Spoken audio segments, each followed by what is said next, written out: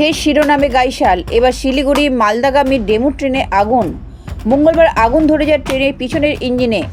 তড়িঘড়ি চালককে ফোন করেন গার্ড, থামিয়ে দেওয়া হয় ট্রেন। গাইশালে নর্থ কেবিনের কাছে এই দুর্ঘটনা ঘটে। এর জেরে গুঞ্জুরিয়ায় থমকে যায় রাজধানী এক্সপ্রেস। প্রত্যক্ষদর্শীরা জানান, হঠাৎই ট্রেনের ইঞ্জিন থেকে ধোঁয়া বেরোতে দেখা যায়। অনর্গল ধোঁয়ার চারদিকে পুরো সাদা। ট্রেন থামানো হয়। আতঙ্কে হুড়োহুড়ি পড়ে যায় যাত্রীদের মধ্যে। খবর দেওয়া হয় দমকলে। তাদের কর্মীরাই পরিস্থিতি নিয়ন্ত্রণে আনেন।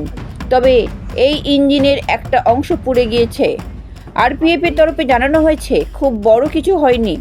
যাত্রী, চালক, গার্ড সকলেই সুরক্ষিত আছেন। রেলের কর্মীরা তৎপরতার সঙ্গে কাজ করেছেন। কিভাবে আগুন লাগলো কর্তৃপক্ষ তা খতিয়ে দেখছে।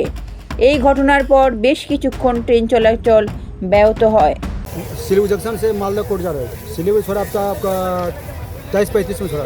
हाँ फ्रेंड्स पैसेंजर थे, पीछे से हमसे पहले धुआं निकला था। धुआं निकला तो हम तो देखो धुआं निकल रहा है तो ड्राइवर साहब बोले गाड़ी रोकिए, गाड़ी में आग लग गया। तो पीछे हल्का हल्का निकल रहा था तो ड्राइवर साहब रोके गए। रोकने के बाद तो ड्राइवर साहब आया, फांसो हम लोग को 6-7 को जितना गैस सिलेंडर का फाइनल था हम लोग पास देता था सब उसमें यूज़ कर लिए, लेकिन उसे बुता नहीं पाया हम लोग ट्रेन में। वो तो हमने पता पड़ा। ये ट्रेन आपको सिलीगुड़ी जंक्शन से मालदा कोर्ट जा रही है। Rajasthan Bharti RR Bharti train manager. Bureau report, lottery সংবাদ।